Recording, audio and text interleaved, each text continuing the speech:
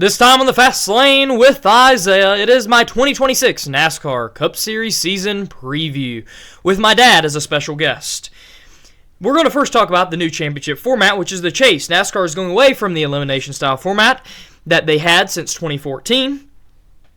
In the Chase, the top 16 drivers will qualify after Daytona for a 10-race showdown to the championship at Homestead.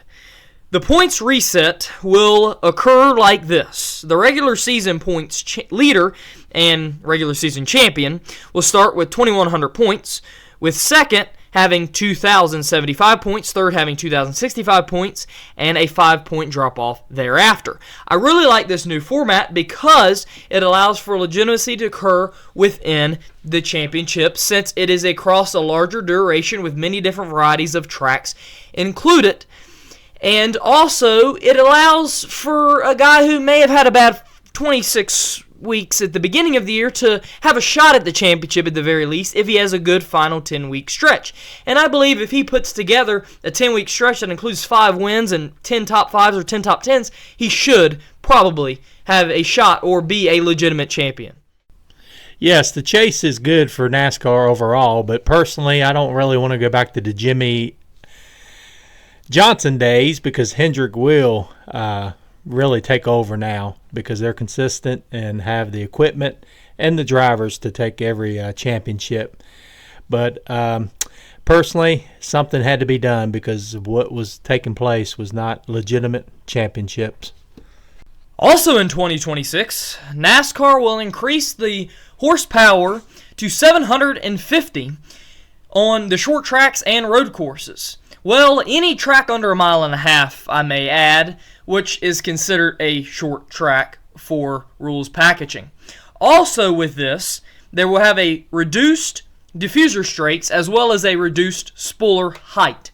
All of this should lead to better short track racing because they can pass easier because the cars are way harder to handle, so the best drivers will rise to the top. More power means more passing, so that's good in racing and any racing that you're doing, but I hope they even go higher than 750, but that's a great move for NASCAR. My championship favorite will be Chase Briscoe and the number 19 Joe Gibbs Toyota because his consistency last year and that crew chief and him is very good together, so I'm going to have to go with Chase.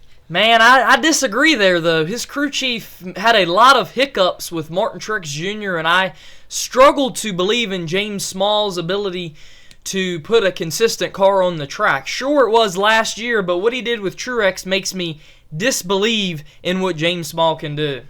I don't know. Chase Briscoe's going to be a good contender this year. Hey, if I'm wrong with that, Chase, we'll just go with Chase Elliott. Yeah, I mean, I think his consistency can definitely get him there for the championship, but my pick's William Byron, man. Rudy Fugle, William Byron are masters of consistency. Like you said a minute ago, Hendrick Motorsports, master of consistency.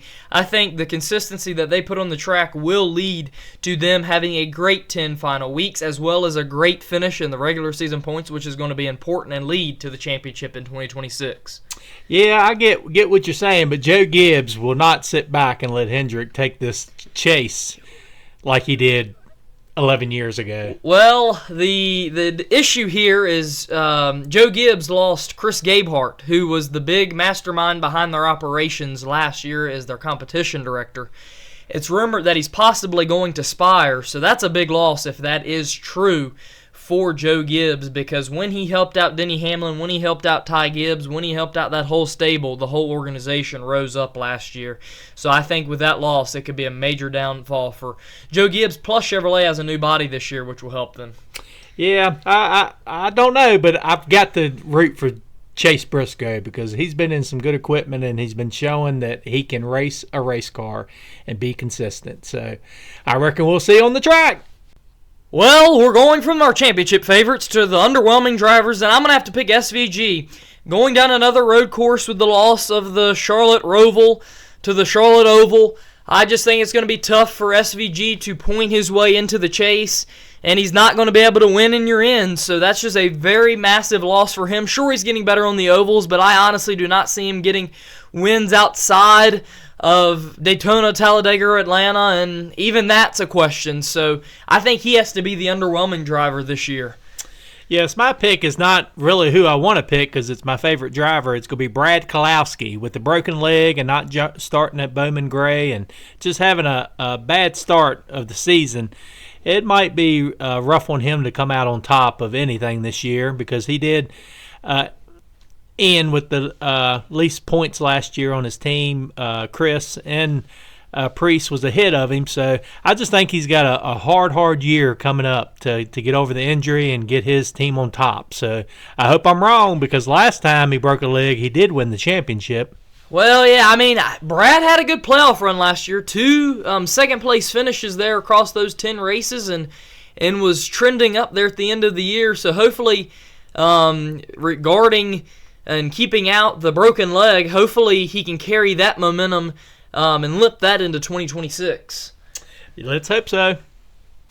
Now let's get some positivity in here with some sleeper picks for this 2026 season. Mine is going to have to be Zane Smith. I could say front row probably as a whole with the end of the lawsuit and then be able to focus on on-track activities rather than suing NASCAR. But I'm going to have to say here, I think Zane Smith is the one to have the potential to have a good season. Last year he got a pole. He had 5 top 10s, 1 top 5, 22 laps led, and an average finish of 21st. I don't see that much potential in Todd Gilliland solely because he did not have as good of a Truck Series career as Zane Smith in the same equipment at front row. And then you look at Noah Gragson. Sure, he had a good Xfinity career, but here in his Cup Series career, he finished worse than 30th in points last season, which is just downright terrible. So I think Zane Smith will use the improved front row equipment this year to have a solidly better year than his 2025 campaign. I would have to go with Chris Buescher in the number 17 RFK. He ended the season in 17th in points as the highest-ranked non-playoff driver for the second consecutive year. He was consistent in the final 10 races with highlights including a second at Michigan, a third at Watkins Glen, and I just believe he's going to step up the game this year because Chris Buescher can do it. He is the sleeper no one is looking at. I totally agree. Plus the chase, that consistency right there will get him in the chase this year with guys like Austin Dillon not knocking him out or Harrison Burton or guys like that knocking him out of the playoff or postseason field. So I think that's a great pick. Let's go, Chris Buescher.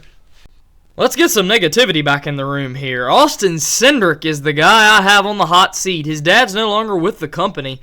And, man, his stats last year were abysmal. 1 win at Talladega, super speedway, kind of probably he's fast at those places, but still, you know, you've got to run well and win at places other than the speedways, and Cindric has not proven he can do that on speed yet.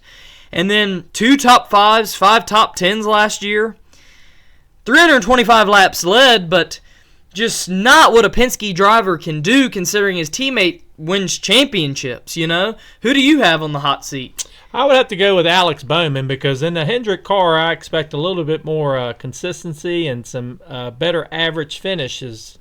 So Bowman's average finish in 2025 was 17.4, almost 3 spots worse than 2024, and the lowest mark of the Hendrick tenure.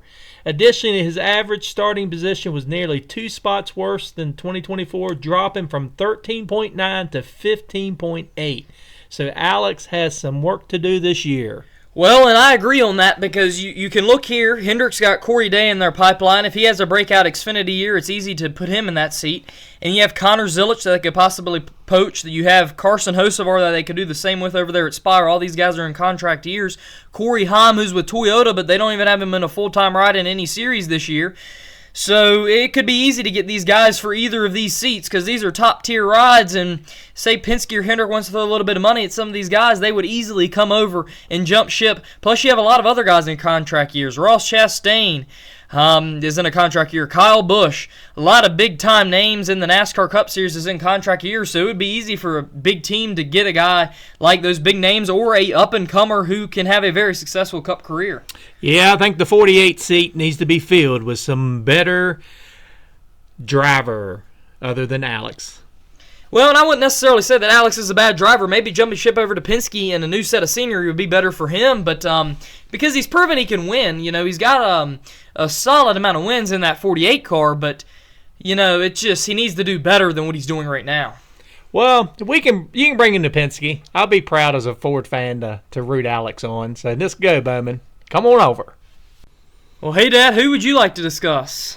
Well, Carson Hocevar, since the Rising documentary, he has got my ears perked. I love his intensity on the track, and that number 3 truck going around Charlotte on his days off and riding to the race car and the Dale car and then getting on the track and acting like Dale is just awesome and a great impact on NASCAR. Yeah, I think that personality and that documentary showed his personality, which I think is great for the sport, and it's what a lot of fans are looking for. I would like to discuss Chase Elliott. I think he can have a great year this year.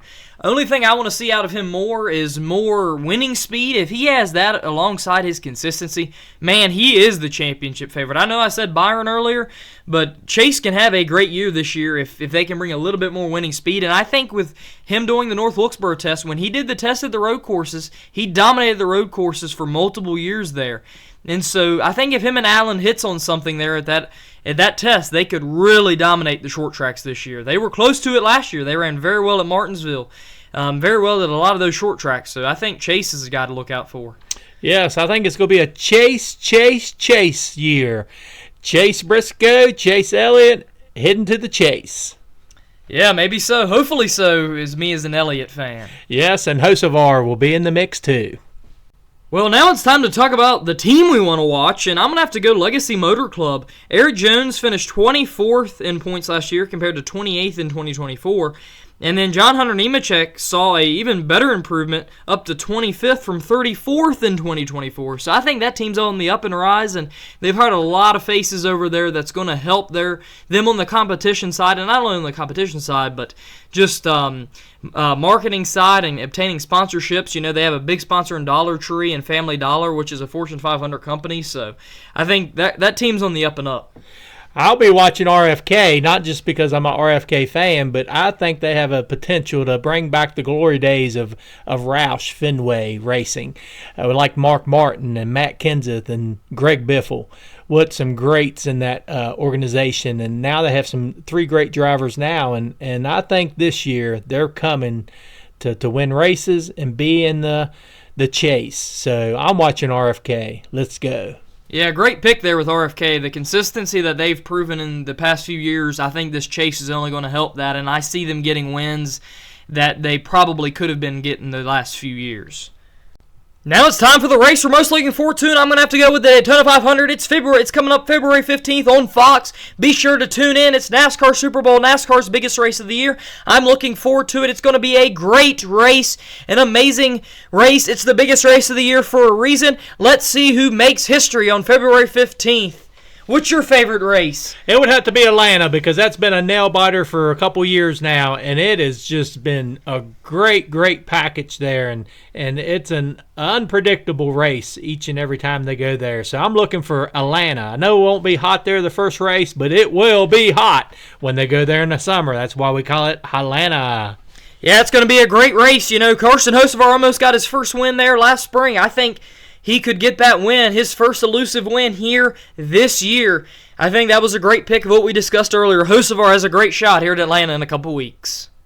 So what is your concluding thoughts here for this 2026 NASCAR Cup Series season? Very excited because the changes that need to take place took place from NASCAR, and it's just going to be a great year. I love the changes to the short tracks and the package they're bringing and the horsepower going up, and I just hope they continue to go up and bring some intensity back into the races and competitiveness and some passing and a lot more excitement. Yeah, I agree there. I think the changes are great. I think we have a great crop of drivers and teams that are going to allow for a lot of competitiveness between them, a great deal of passing between these teams. A great deal of just, enable for dominance to occur, which I think is a big part of sports. But not only that, I think we're going to have underdogs win and be of a lot of importance without us thinking, oh, they won and now they're in the playoffs. I think it's going to be a great year, and I think NASCAR made the necessary changes, and it's going to be a great 2026 NASCAR Cup Series season. As always, thank you for watching. Please like and subscribe and hit that notification bell to never miss another video in the Fast Lane with Isaiah.